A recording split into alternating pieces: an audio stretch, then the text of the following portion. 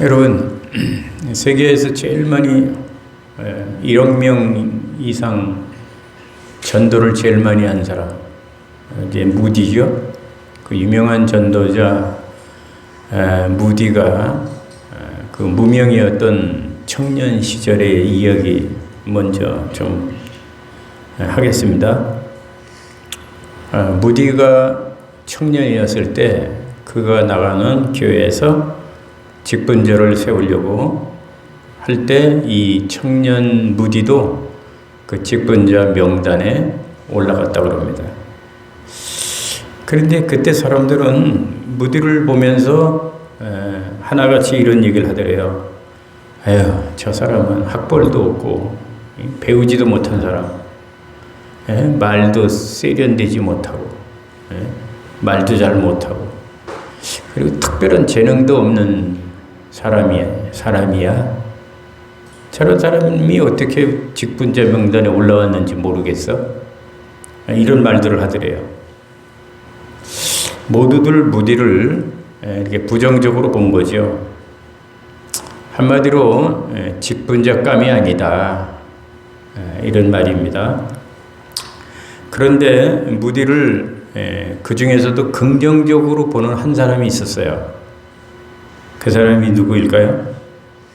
구두방에 찾아가서 그 무디를 전도했던 그 주일학교 교사 킴볼이라고 하는 성도, 킴볼이라고 하는 사람이었어요. 당시 주일학교 교사였던 킴볼은 그 무디의 현재의 모습보다 하나님께서 미래에 그를 어떻게 사용하실까 하는 것을 보았던 사람이에요. 그래서 킴볼은 자기가 전도한 그 무디를 포기하지 않고 끝까지 사랑하며, 그래서 여러분들도 전도한 사람을 포기하지 않고 끝까지 돌봐줘야 됩니다. 끝까지 무디를 사랑하면서 말씀으로 양육을 했답니다. 결국 하나님은 그 평범한 청년 무디를 하나님 위대하게 쓰셨잖아요. 1억 명이 넘는 사람들에게 복음을 전하고, 그 무디를 통해 가지고 예수를 믿은 사람이 무지기 있습니다. 무지기. 지옥 갈 사람들이 천국으로 간 사람이 무디의 그 영향을 받아 가지고 구원받은 사람이 어마어마하게 많이 쏟아져 나왔어요. 그러나 여러분, 반대로 교회사를 또 보면 너무 빨리 직분자를 세웠다가 교회가 큰 상처를 입는 경우도 많이 있었습니다. 자, 성경에도 보면은 그런 사람들이 나오죠. 이 데마라고 하는 사람, 그리고 가룟 유다, 그리고 사울 왕, 이런 사람들이 바로 그런 예 해당하는 사람들입니다. 이들을 보면 처음에는 아주 신앙이 좋은 것 같잖아요. 말도 잘하고 그리고 열정도 있었습니다. 그런데 시간이 지나면서 교만이 드러나고 탐욕이 드러나고 결국 하나님의 일을 어렵게 만드는 그런 사람들이었습니다. 그래서 사람은 겉모습만 보고 판단하면은 이게 안 되는 거죠. 그래서 오늘 본문에 보면 바울은 젊은 목회자 디모데에게 아주 중요한 목회 원리를 가르쳐 주는데요. 그게 뭐냐 하면요, 한마디로 매사에 신중하라는 거예요. 특히 목사는 교회에서 목회할 때 뭐 이렇게 잘 알지만 매우 신중해야 되잖아요. 신앙생활도 신중해야 되고 말하는 것도 신중해야 되고 목회도 신중해야 되고 매사에 신중해야 됩니다. 그래서 오늘 제목은 한번 따라해 봅시다. 크게 매사에 신중하라. 더 크게요. 매사에 신중하라. 이게 오늘 설교 제목입니다. 그럼 바울이 디모데에게 가르쳐준 매사에 신중할 게 무엇인가? 오늘 본문에 보면 세 가지입니다. 첫째는 판단을 신중하게 하라는 거예요. 판단을. 우리 21절 보겠습니다. 같이 21절 시작. 하나님과 그리스도 예수와 택하심을 받은 천사들 앞에서 내가 엄히 명하노니 편견 없이 이것들을 지켜 아무 일도 불공평하게 하지 말며 라고 했습니다. 자, 여기 보면 바울은 하나님과 천사들 앞에서 내가 명한다 그랬어요. 하나님과 천사들 앞에서. 자, 이것은 단순한 권면이 아니고 반드시 지켜야 할 엄한 명령이라는 거죠. 그러면 바울은 왜 이렇게 엄하게 명령하는 걸까요? 교회에서 사람을 판단하는 일은 사람 앞에서가 아니라 하나님 앞에서 하는 일이기 때문에 그래요. 그래서 누구든 마찬가지겠지만 특히 목사의 판단은 아주 매우 신중해야 된다는 겁니다. 그래서 지금 읽은 21절을 보면 목사가 판단을 신중하게 하기 위해서 세 가지 원칙이 나오는데 첫째는 판단을 할 때 편견을 버려야 한다는 거예요. 이 말씀을 보면 바울은 편견 없이 하라 그러잖아요. 편견 없이 하라. 여러분, 사람은 누구나 다 편견을 갖기가 쉽습니다. 가까운 사람한테는 감싸주고 싶고 싫어하는 사람에게는 더 엄격하게 판단하고 싶지요. 그리고 돈 많은 부자한테는 관대하고 가난한 사람이나 약자한테는 엄격하게 대합니다. 이런 것들이 다 편견이잖아요. 사람에게는 누구에게나 이런 편견들이 조금씩은 다 있습니다. 하지만 하나님은 편견을 좋아합니까? 싫어합니까? 하나님은 싫어하죠. 편견을 싫어합니다. 자, 두 번째는 목사가 또 저와 여러분들이 매사에 신중하기 위해서는 불공평하면 안 됩니다. 두 번째 원칙, 불공평하면. 불공평하다는 것은 한쪽으로 치우치는 걸 말하죠. 그러니까 사실을, 팩트를 확인하지도 않고 소문만 듣고 결론을 내리는 그런 것을 말합니다. 그래서 교회 안에서는 이런 일들이 있을 수가 있죠. 수다를 떨다가 누가 그러더라. 누가 그러더라. 소문으로 내가 들은 이야기인데, 소문으로 들은 이야기인데, 이런 말들처럼 확인되지 않는 말이 사실처럼 교회 안에 막 퍼질 때가 있어요. 참 여러분 위험한 말이고 조심스러운 말이죠. 그러나 여러분 잠언 18장 13절에 보면 사연을 듣기 전에 대답하는 자는 미련하여 욕을 당하느니라고 했습니다. 그러므로 여러분 우리는 먼저 듣고 확인을 해야 돼요. 소문을 가지고 그거 믿고 얘기하면 안 되고요. 이 팩트가 중요합니다. 항상. 특히 교회는 더 그래요. 말이 많은 곳이기 때문에 확인이 중요합니다. 확인. 팩트가 중요해요. 그래서 확인을 한 다음에 그 다음에 판단을 해야 되죠. 그래서 판단할 때 불공평하면 안 되는 거예요. 한쪽으로 기울어지면 안 되는 거예요. 세 번째로 신중하기 위해서 판단을 신중하게 하려면 사람보다 하나님을 의식해야 합니다. 이 말씀을 다시 보면 바울은 하나님과 천사들 앞에서 명한다고 했죠. 왜 이렇게 말했을까요? 사람의 눈치를 보지 말고 하나님의 그 눈을 의식하라는 거죠. 여러분, 사람 앞에서는 감출 수 있어도 하나님 앞에서는 감출 수가 없습니다. 그러므로 판단의 기준은 내 감정이 되면 안 돼요. 내 입장이 되면 안 됩니다. 하나님 앞에서 똑바로 우리가 그 판단을 해야 되는 거죠. 여러분, 오늘 우리는 얼마나 쉽게 사람을 판단할 때가 많습니까? 외모만 보고 판단하고 겨우 한 번 만남으로 판단을 하고 한마디 말만 듣고 판단하고 그리고 결론을 내릴 때가 저 사람 나쁜 사람이야. 저 사람 가까이 하면 안 될 사람이야. 하고 이렇게 우리가 결론을 그렇게 낼 때가 얼마나 많이 있습니까? 그렇지만 하나님은 오늘 말씀에 뭐라고 말씀하십니까? 매사에 신중하라 이렇게 말씀하고 있죠. 그런데 여러분 오늘날 매사에 신중하지 못하고 잘못 판단하여 사람을 잃고 또 관계도 끊어지고 상처도 입히기도 하고 또 잊기도 합니다. 그래서 여러분 판단은 빠를수록 좋은 게 아니고요. 판단은 정확한 게 중요합니다. 정확한 게. 여러분 미국의 16대 대통령 에브라임 링컨은 사람을 임명할 때 한 가지 원칙이 있었대요. 그게 뭐냐면 나는 사람의 첫인상보다 오랜 시간 그 사람을 지켜봅니다. 에브라임 링컨이 그렇게 말을 했어요.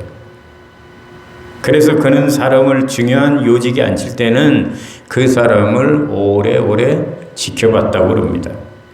그 결과 그는 남북 전쟁이라고 하는 국가적 위기 속에서도 신뢰할 수 있는 인재들을 세울 수가 있었다는 거예요.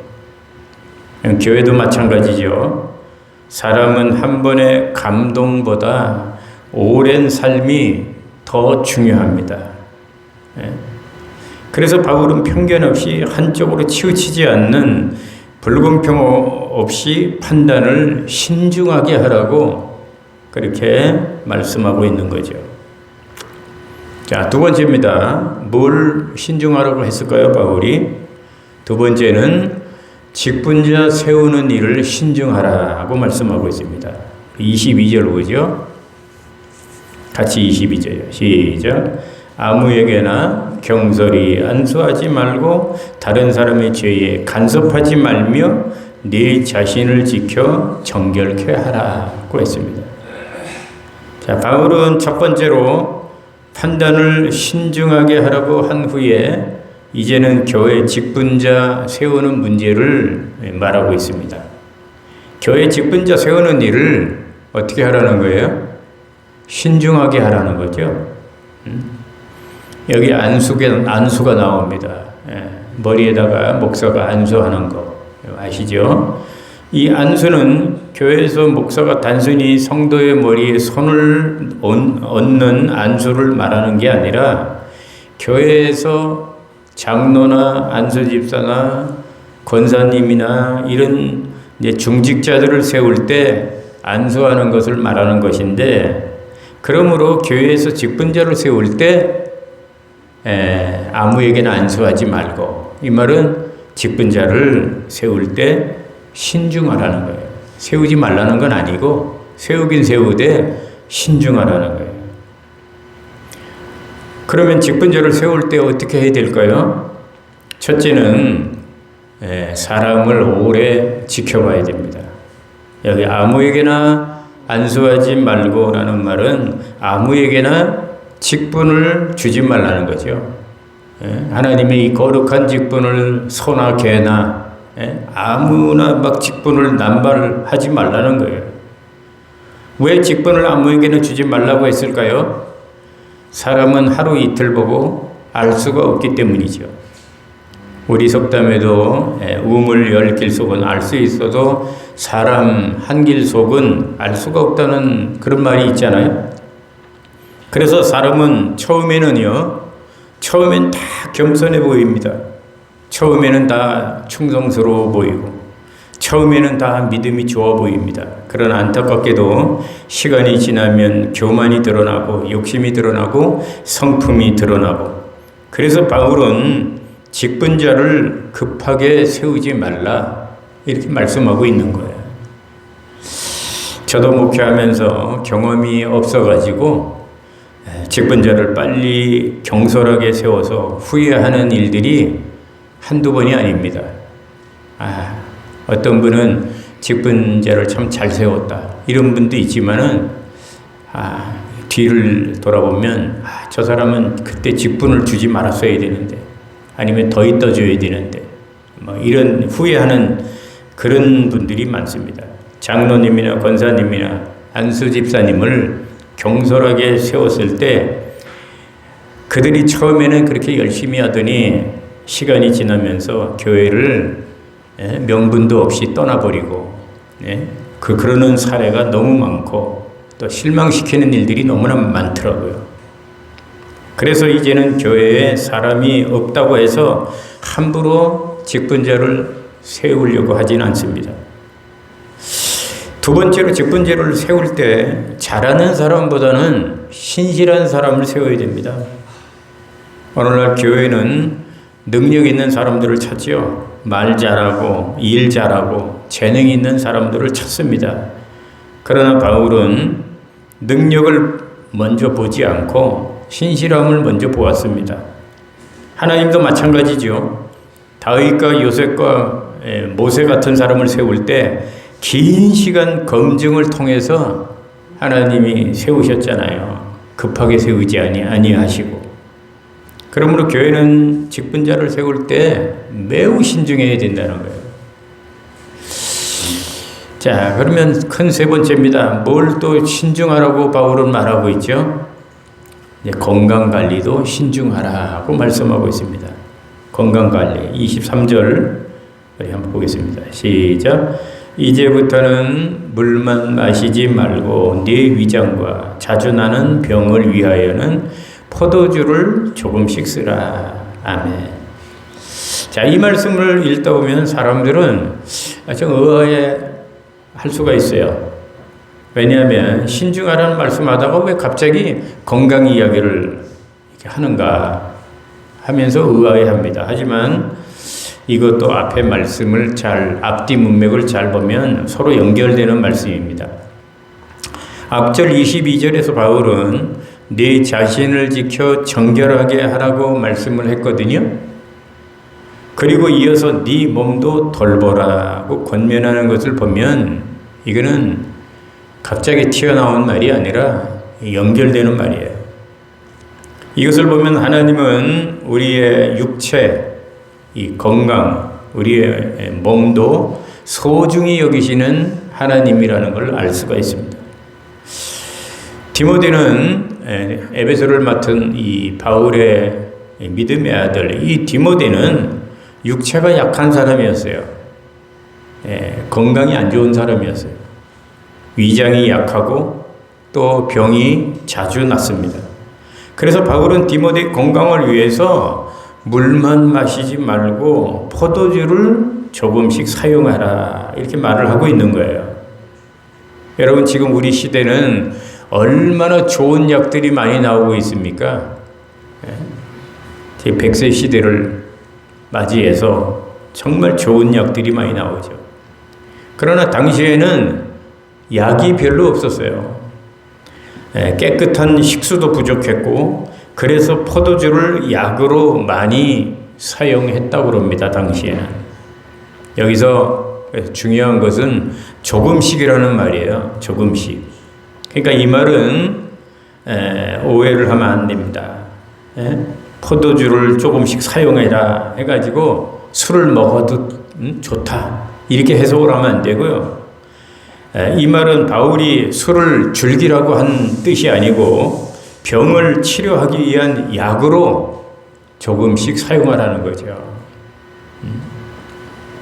요즘에는 뭐 포도주가 아니라 얼마나 좋은 약들이 많이 나옵니까? 그러니까 뭐 술을 가지고 뭐 약으로 할 필요는 없는 그런 시대지요. 여러분, 목회자나 저와 여러분이나 건강도 사명의 일부입니다.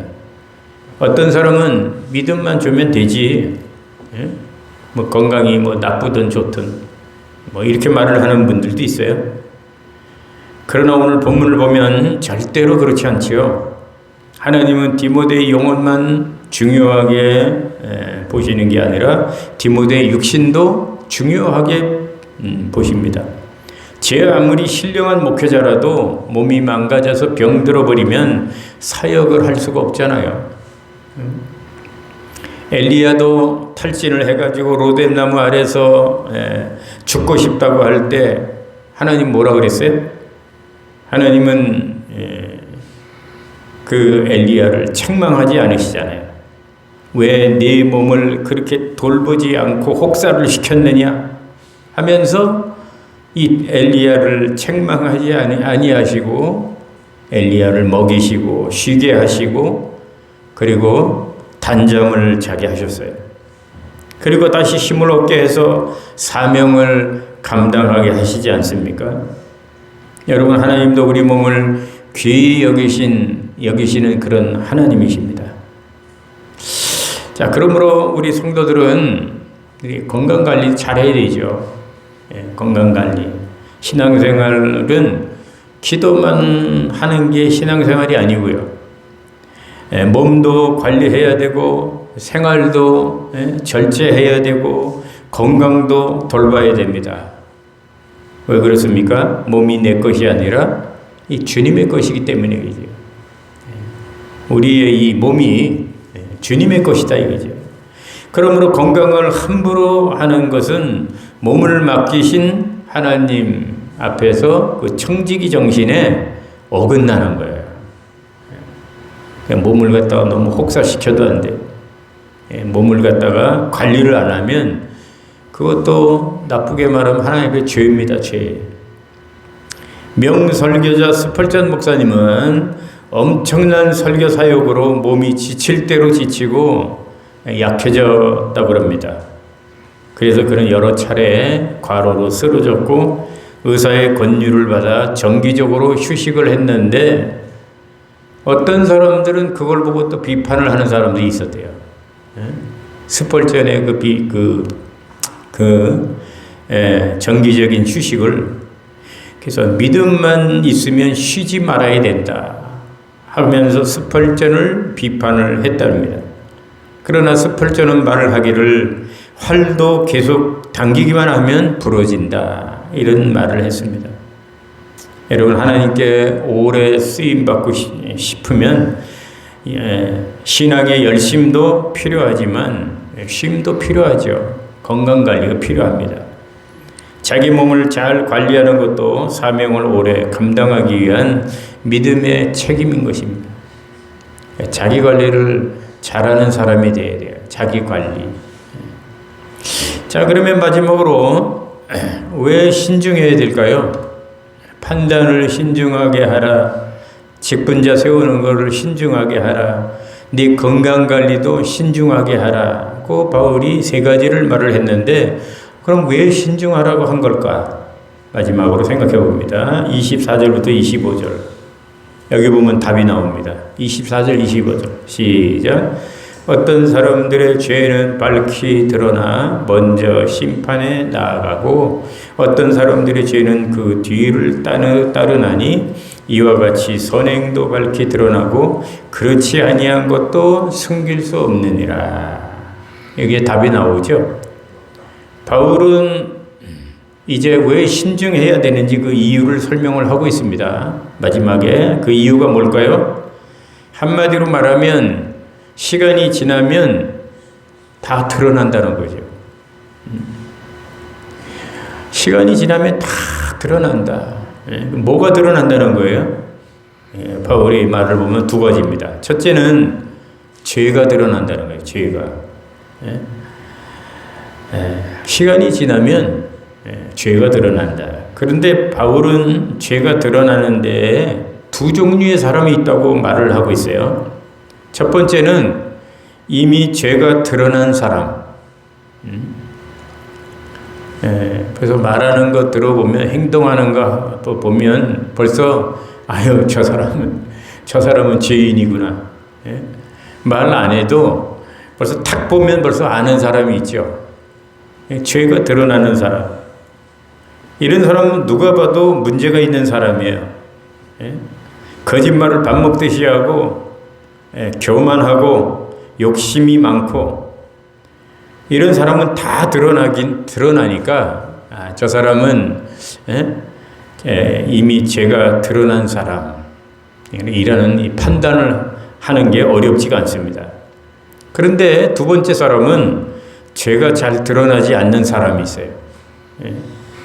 이 사람은 겉으로 보기에는 아무 문제가 없어 보입니다.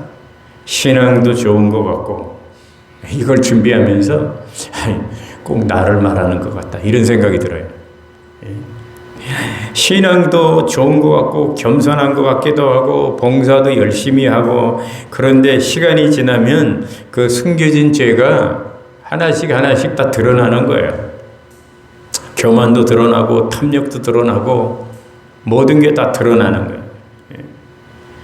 그래서 시간이 지나면 죄가 드러나는데, 이렇게 죄가 드러나는 데에는 두 종류의 사람이 있다는 거예요. 이미 죄가 드러난 사람, 아니면 또 하나는 죄가 있기는 있는데 잘 드러나지 않는 사람, 이런 두 종류가 있는데, 여러분, 가룟 유다는 3년 동안 예수님의 제자였지 않습니까? 12제자 중에 한 사람이었는데, 그런데 다른 제자들은 그 가룟 유다가 예수님을 팔아먹는 도둑놈인지 알았습니까? 몰랐습니까? 그 제자들도 몰랐어요. 그가 예수님의 신임을 얻어가지고 이 재정까지도 맡았지 않습니까? 그러나 예수님이 너희 중에 한 사람이 나를 팔리라 그렇게 말을 할 때도 아무도, 그 누구도 그 도둑놈이 가룟 유다인 거는 꿈에도 생각을 못했어요. 왜 그렇습니까? 겉으로는 몰랐기 때문이죠. 그러나 시간이 지나자 유다의 탐욕이 다 드러난 겁니다. 그래서 은 30냥에 예수님을 팔아먹는 그런 배신자, 그런 도둑놈이, 그런 도적이 되고 말았잖아요. 자, 이렇게 시간이 지나면요, 죄가 다 드러난다. 시간이 지나면. 그러니까 시간이 문제예요. 그 다음에 두 번째로 또 뭐가 드러난다는 거예요? 두 번째로 드러나는 것은 바로 선입니다. 선. 바울은 죄만 드러난다고 말하는 것이 아니라 25절에 보면 이와 같이 선행도 밝히 드러나고 그렇지 아니한 것도 숨길 수 없느니라, 이렇게 말을 하면서 선도 다 드러난다고 말씀하고 있습니다. 이 말씀은 우리에게 위로가 되는 말씀이죠. 아무도 모르게 어려운 사람을 내가 도와주는 이 구제하는 일, 아무도 모르게 하나님 앞에서 혼자서 기도하는 사람, 아무도 모르게 땀 흘려 헌신하는 사람, 이런 모든 선이 시간이 지나면 다 드러난다, 이렇게 말씀을 하고 있으니까 얼마나 위로가 되는 말씀입니까? 시간이 지나면 죄도 드러나고 선도 드러난다는 거죠. 그렇기 때문에 우리가 앞을 내다보고 매사에 우리가 신중해야 한다는 거죠. 그렇게 바울은 그 이유를 설명하고 있는 것입니다. 이제 말씀을 마칩니다. 오늘 바울은 디모데에게 4가지를 가르쳤습니다. 목회에 대한. 첫째는 판단을 신중하게 하라. 감정으로 판단하지 말고 하나님 말씀으로 판단하라는 거죠. 둘째는 직분자 세우는 일을 신중하게 하라. 급하게 세우지 말고 충분히 검증하라는 거예요. 저분이 그 직분을 감당할 수 있는 믿음이 있는지 없는지 충분히 검증하고 세우라는 거예요. 세 번째는 건강관리도 신중하게 하라는 거예요. 몸이 건강해야 사명도 감당할 수 있다는 거죠. 왜 신중하라고 말을 했습니까? 그것은 시간이 지나면 죄도 드러나고 선도 드러나고 모든 게 다 드러난다, 시간이 지나면. 그렇기 때문에 나중에 후회하지 말고 신중하게 해야 한다는 그런 말씀입니다. 그러므로 오늘 여러분이 이 말씀을 마음판에 새겨서 목사인 저뿐만이 아니라 여러분들도 매사에 무엇을 결정할 때는 신중해야 되죠. 강조해도 부족함이 없는 말씀입니다. 조급해가지고 잘못 판단해가지고 인생을 후회하는 사람들, 저도 그런 일들이 많아요. 너무 조급하게 판단하고 선택을 해가지고 실패하고, 그리고 나중에 고통받고 후회하고 이런 일들이 얼마나 많은지 몰라요. 오늘 저와 여러분들은 교회 생활 신중하게, 사회 생활도 신중하게, 가정 생활도 신중하게, 인간관계도 신중하게, 여러분 무슨 사업을 하든지 간에 사업을 할 적에도 신중하게 그렇게 잘할 수 있는 그런 여러분, 저와 여러분들 될 수 있기를 주님의 이름으로 축원합니다. 축원합니다.